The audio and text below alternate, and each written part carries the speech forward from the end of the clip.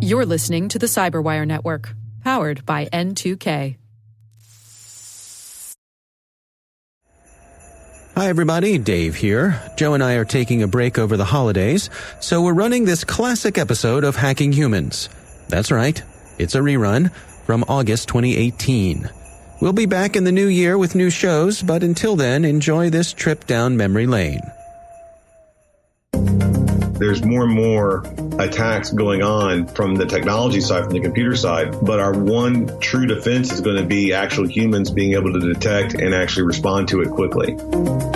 Hello everyone and welcome to the CyberWire's Hacking Humans podcast, where each week we look behind the social engineering scams, phishing schemes, and criminal exploits that are making headlines and taking a heavy toll on organizations around the world.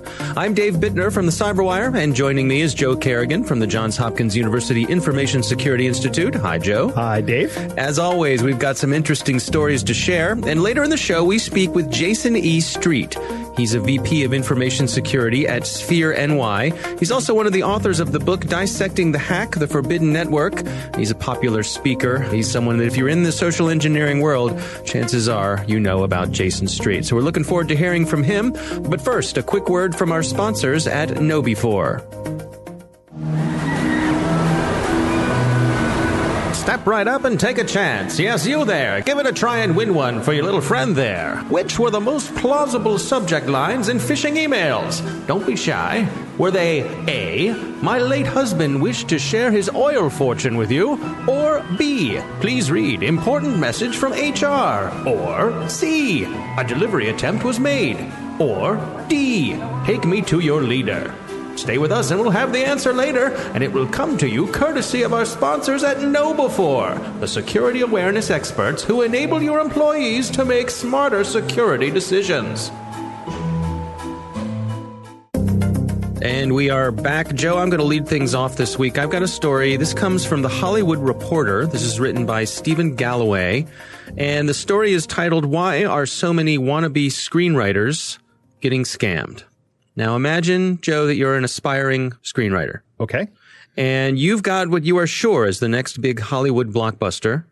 But the problem is you can't get the right people to read it. Right. So out in Hollywood, there are these events that are called pitch fests. And at a pitch fest, you can go and basically pitch your project to someone who is saying that they are a studio bigwig. So say I had a TV show. Right. That I had an idea for. Yep. And it's an animated series built around some guy's family and his cats and his dog. Okay. I would go out to this place. Right. And I would pitch it and show them my sizzle reel and read the treatment to them and all that, right? I suppose you would wait in line to go pitch to each of these big Hollywood, big-time folks who are... big wigs. Yep, sitting there lighting cigars with $100 bills and pitch your story. Well, it turns out that while many of these are legitimate, there are also many of them that are just scams. Wow. Really? I know. Who'd have thought? Yeah. I mean, it's easy for us to sit here in our studio in Maryland and not empathize. Actually, I really do empathize with these people. These are creative people who are really looking to make it big. And they are prime targets for scammers simply because they have this vulnerability that they're looking for an opportunity to pitch their ideas to people who might produce them. Yeah. And they make a couple of examples here. There's a gentleman named Manny Fonseca, who is an aspiring writer himself. He was at a social event out in Hollywood, and a producer came up to him, for someone he was friendly with, and said, "Hey, how'd you like to make $100 this weekend?" And he said, "Sure, I'd be up for that." So this producer friend hired him to be a listener at one of these pitch fests. And what he said was, quoting him here, he said, "What I learned, and I know it because I was the one being sent to these things, is you're sitting there with no power. As an assistant at an agency, you're not allowed to sign people, and most of the time you're talking to amateur writers who shouldn't be repped." Right. So what's the point of having this event? The point of having this event is to make money. Okay. So they're charging these people up to thousands of dollars to get their scripts listened to. In fact, they talked to another gentleman. His name was Nick Iandolo. He was an aspiring writer from Boston, and he went to one of these pitch fests. He spent more than $1,000 on his ticket and his airfare to L.A., And he decided that he was going to go back, even though he hadn't gotten any bites on his idea. He says he had a family holiday adventure and a crime drama. And he says, I'm going to go to one of these and I'm going to be an exhibitor. So not only can you be someone who goes and talks to these people, you can actually buy a booth at some of these things. So nobody in real power shows up to them. Well, they make you think that there are people there. What happens is that well-named organizations, so, an executive who runs some sort of organization will say, we'll have representatives from our well-known Hollywood company at this pitch fest. But then the person they send is a low-level employee who doesn't have the authority to actually greenlight anything. Right. So this person he bought a booth at one of these events. He had a book to sell as well. And he said he came away empty-handed. He said, I didn't sell one book.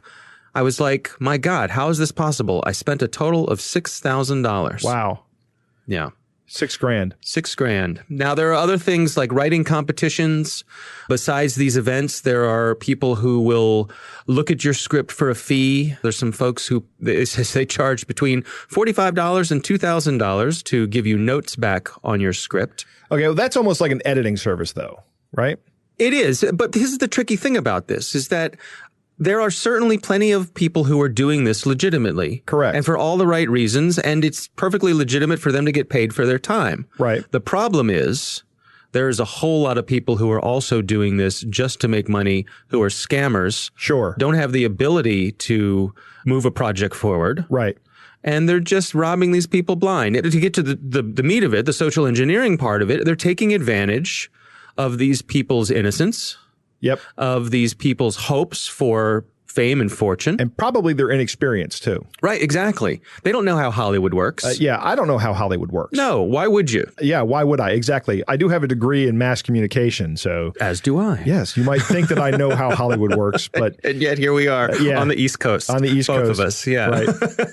I don't know. I operate on this principle. If I were to develop something that I thought was worthy of publication or production, then there should be no need for me to pay somebody to look at it, right?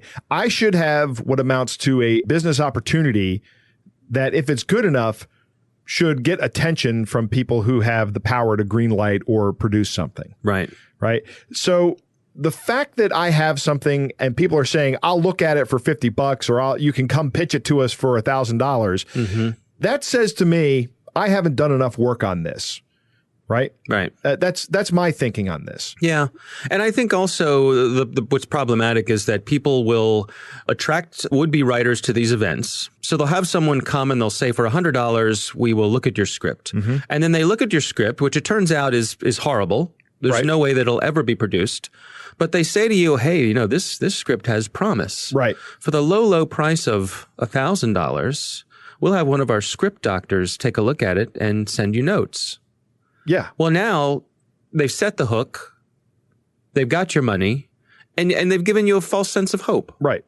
And it's just not right. Like you say, there are people in Hollywood who make their money doing this. Patton Oswalt. Yeah. He's a stand-up comedian. But one of his big lines of business is he comes in and rewrites scripts and makes them funny. Right. Right. Carrie Fisher was well known for her script doctoring abilities. Right. This is people who have sort of grafted themselves onto what can be a legitimate service. And so the lesson here is, before you go to one of these things, do your homework. Find out who's going to be there. Check it out. Make sure that even if it's a well-known agency, that it's people who can make decisions. Right. That it's not just going to be low-level people. And do your homework. Make sure that you're not just throwing your money away. Yeah. All right, Joe, that's what I've got this week. What do you have for us? You know me, Dave. I do. I have to go with the darkest story every week. Yeah, okay. And this one involves murder. Murder? Right. Oh, my. The story comes from Jennings Brown over at Gizmodo. And it's a story about Roxanne Reed, who is a 55-year-old woman from Garner, North Carolina. She was caught up in a romance scam. She was catfished. Catfishing is kind of a new phenomenon that has risen out of the social media environment that we live in right now. What someone will do is they will set up a complete social media presence that is 100% fake, but it looks completely real. Right. You'll have a Facebook profile with 125 friends, that not too many, not too few. You'll have status that you post, you'll have pictures up, but it will be fake. Right. Or a fake profile. So Roxanne's family became concerned when she was sending money to a scammer, and they notified the police, and they shared with the police Roxanne's text message exchange with the scammer. So her family and friends, they suspected that this was not good. Right. They knew something was up. Okay. So they involved the police, local law enforcement, and in the messages, Roxanne explained how she would kill her 88-year-old mother, Emma, oh my, with whom she lived, so that Roxanne could get more money to send the scammer. To get the insurance money. I would imagine that there was some insurance money. Or the estate or the estate or something. Actually, I don't know if there's life insurance on 88-year-old people that pays out in huge amounts. Yeah. Right? I imagine still that's probably difficult to acquire. Yeah. Or at least expensive. Mm-hmm. So the police go through the messages and they realize there's enough evidence in the messages, the text message exchange, to charge Roxanne with felony conspiracy to commit murder. You know, they look at this and they see that Emma is in danger, so they take immediate action to ensure Emma's safety. So this woman is so wrapped up in this romance, in this catfishing scam, that she's ready to kill her own mother. For money, to send money to this Romeo. This Romeo has a name, right? Court documents show that his name is Scott Humple. Okay. Who is Scott Humple, you ask? I do. He's a physical therapist in Texas who had his identity stolen, right? And his name has been used in other scams, but this is the first time he thinks it has been used in a scam that involved murder. So, yeah, I mean, fortunately, Emma's safe, which is good. So, now, did the police come knocking on Scott's door and say, hey, what's...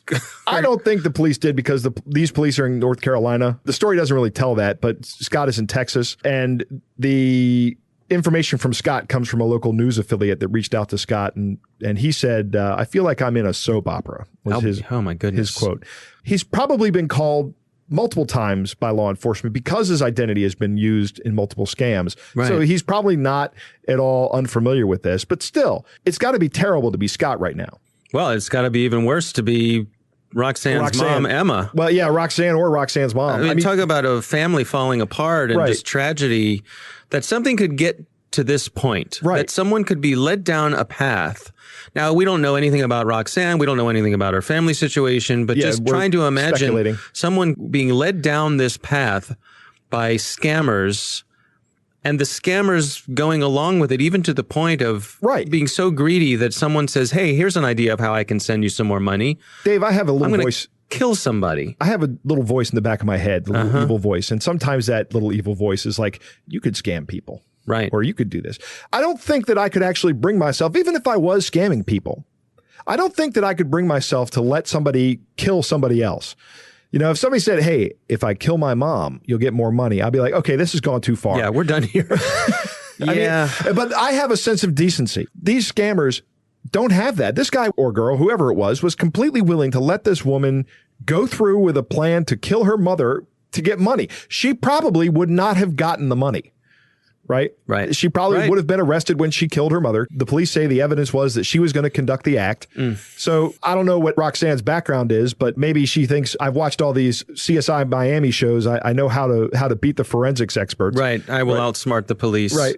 Unlikely. She won't. It's very difficult to get away with murder. Yeah. Or so I've heard. Right. Well, Joe, with that, let's move on to our catch of the day. All right.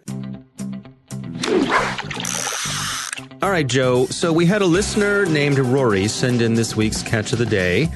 And I have to say, this is a doozy. Okay. Now, for our listeners, Joe and I usually review the things we're going to talk about before we sit down to record here. But today, I have saved this one because I want everyone to hear Joe's reaction to this one in real time. All right. So I am ready for this, Dave. This is a letter from Barclays Financial Organization. Their insurance company, right? Yes. This is a letter that someone received in the mail. Okay, so this is a physical phishing attempt. A physical letter sent in the mail. It says, important notice, debit card safety recall. Dear customer, many of our bank customers have reported that their debit cards have caught fire while they are in wallets and purses. And so as a precaution, we are issuing an urgent safety recall.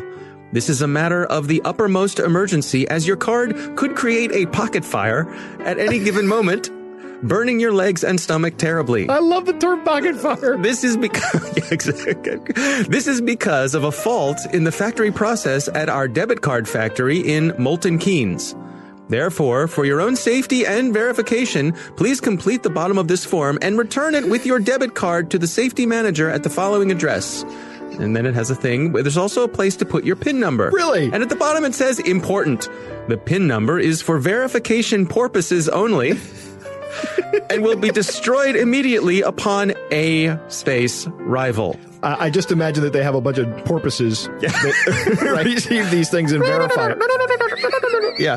Your private details will not be compromised at any time. Whew, well, that's a relief.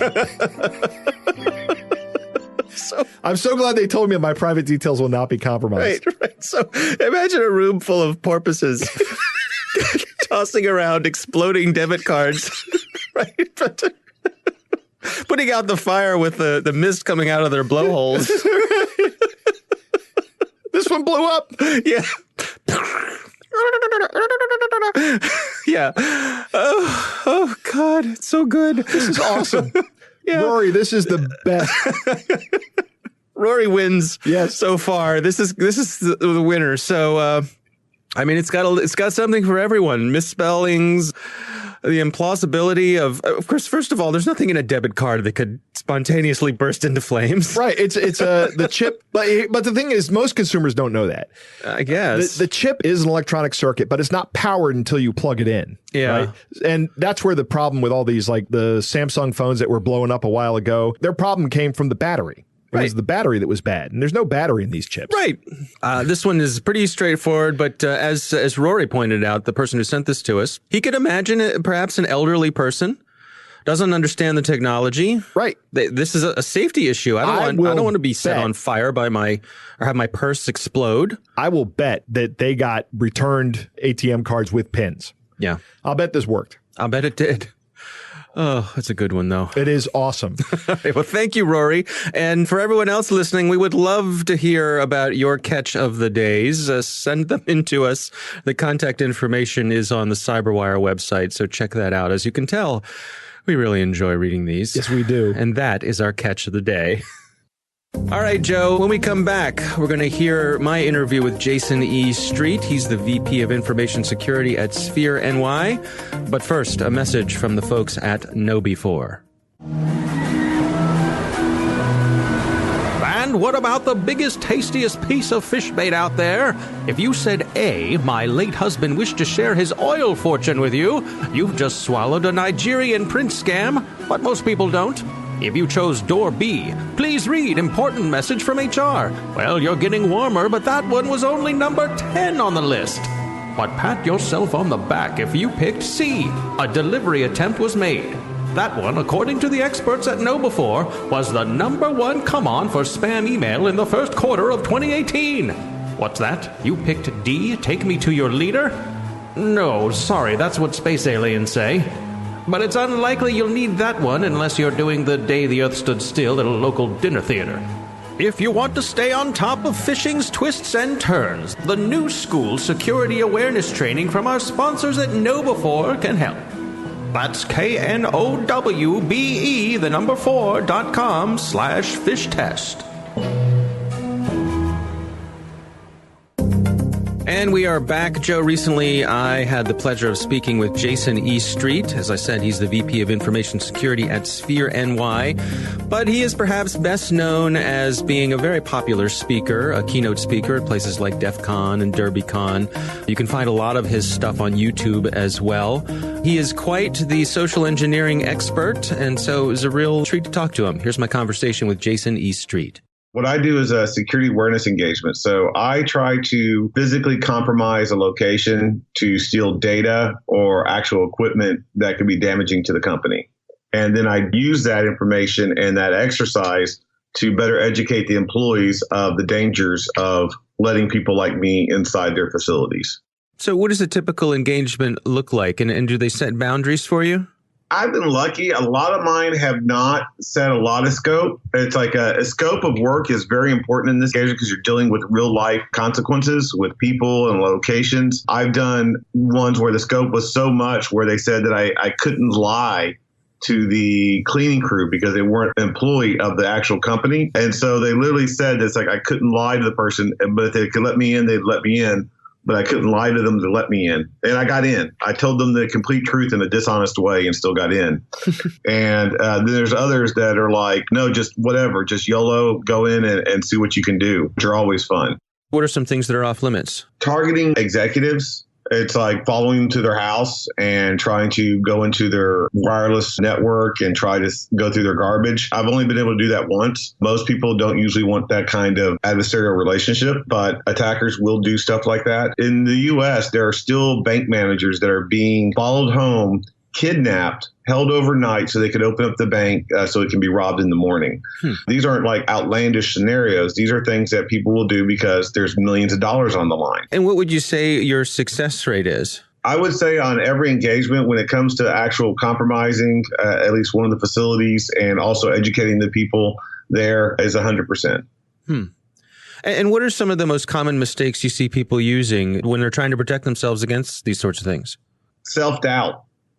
The biggest threat to any enterprise is human nature wanting to think that something bad's not really happening, and self-doubt and intimidation of not wanting to be the one to cause a problem or to interrupt someone or to ask someone what they're doing or appearing to be rude, trying to find out why someone's where they're not supposed to be. Most people that see me or catch me in a server room or in a hallway or someplace I'm not supposed to be, they give me this look like, this doesn't seem right. He doesn't look like he's supposed to be here. And then they just go about their business instead of questioning it, instead of going and say, maybe something bad's going on. Maybe he's not supposed to be here.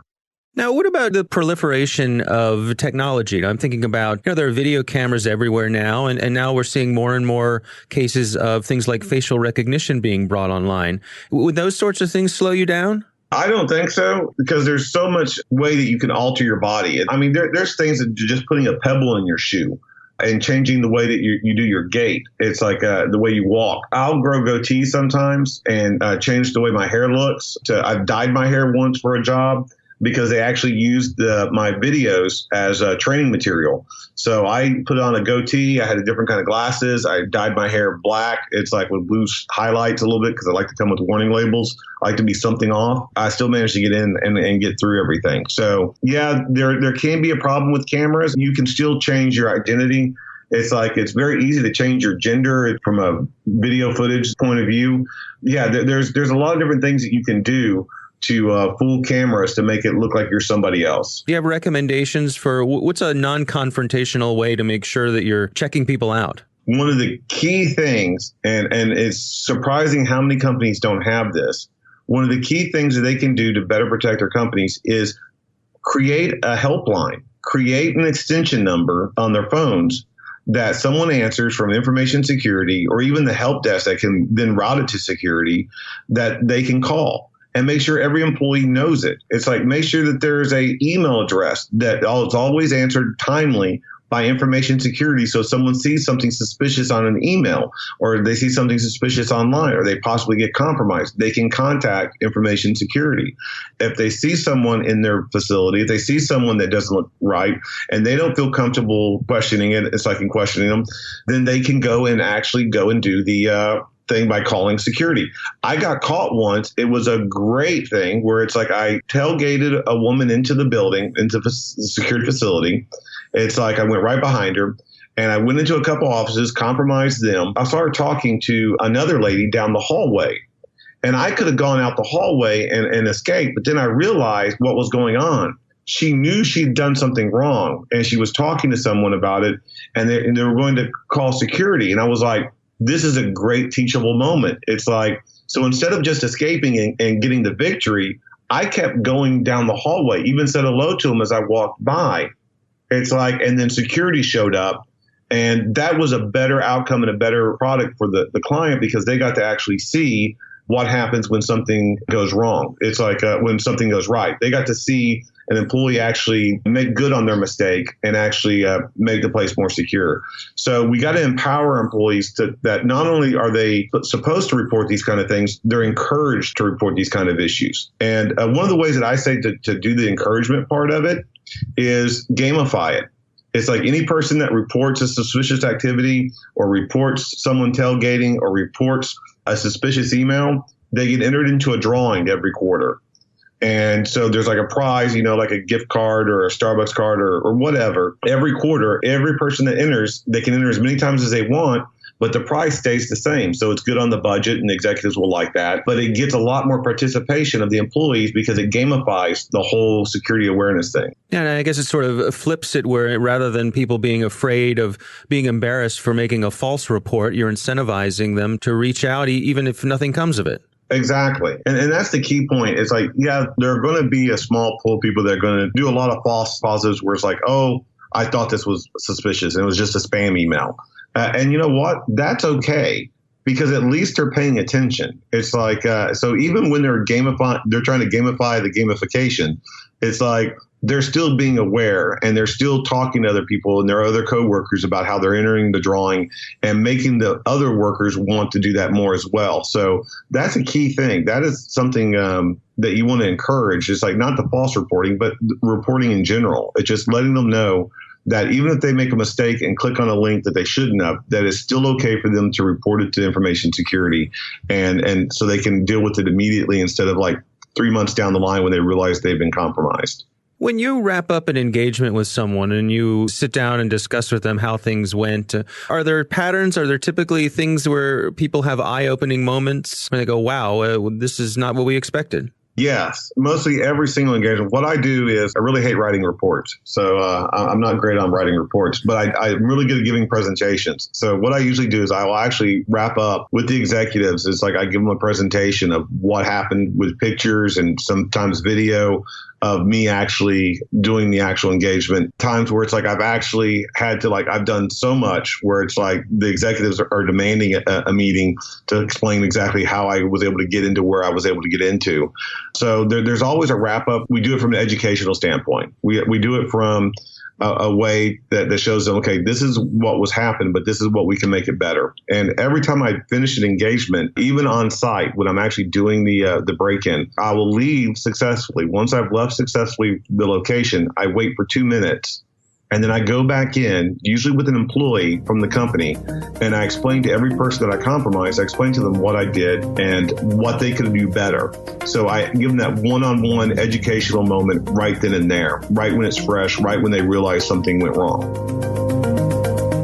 So interesting guy, huh? Yes. I got a couple takeaways, or actually 4 of them. Okay. First, 100% of the time he gets somewhere. That's because there is no such thing as a perfectly secure anything. It doesn't matter what it is. It's not perfectly secure. There's a way to penetrate it. Second, your own self-doubt is Jason's biggest tool. That was key. When you see something, say something. And I also like his encouraged reporting that it's okay. And he brings up a great idea for a way to handle this, because a lot of times people don't want to deal confrontationally with other people. Right. So if you see something that's up, just go ahead and call your security organization and say, hey, there's something going on up here. Come up here and take a look at it. And your company should have a way to handle that. You know, in small businesses that don't operate secure environments, there should be something analogous to that. If you've got people who work for you who are by nature non-confrontational, have a mechanism for them to be able to pass that along to the person who are paid to be confrontational. Exactly. Exactly my point. The 4th point that I want to bring up here is that management needs to start looking at InfoSec as a loss prevention tool. You don't run a retail store without some kind of loss prevention organization. If you think a retail store is something that people walk into all the time, now every business is something that people go into online. Every business has a front door, so to speak, that people can just walk in through, or shouldn't be able to walk in through, but sometimes can walk in through. If only in a virtual way. Exactly. So if you look at it as loss prevention, then you've changed the paradigm or the way people think about it. You're preventing the huge detriment that's going to happen when the lawsuits start rolling in because you've lost a bunch of data. So a lesson for pen testers here. In the beginning of the interview, he talks about how he couldn't lie to a cleaning crew. So he tells the cleaning crew the complete truth in a dishonest way. I think that if you can convince yourself that you're telling someone the truth, that the chances that you'll display physiological signs of lying are reduced. Overall, I thought that interview was absolutely amazing. Yeah, he's an interesting guy, and I highly recommend it. He's got a bunch of his presentations are on YouTube, so check it out. Again, our thanks to Jayson E. Street for joining us, and thanks to all of you for listening, and of course, thanks to our sponsors at KnowBe4. They're the social engineering experts and the pioneers of new school security awareness training. Be sure to take advantage of their free phishing test, which you can order up at knowbe4.com/phish test. Thanks to the Johns Hopkins University Information Security Institute for their participation. You can learn more about what they're up to at isi.jhu.edu. And our Hacking Humans podcast is proudly produced in Maryland at the startup studios of Data Tribe, where they're co-building the next generation of cybersecurity teams and technologies. Our coordinating producer is Jennifer Iben. Our editor is John Petrick. Technical editor is Chris Russell. Executive editor is Peter Kilpie. I'm Dave Bittner. And I'm Joe Kerrigan. Thanks for listening.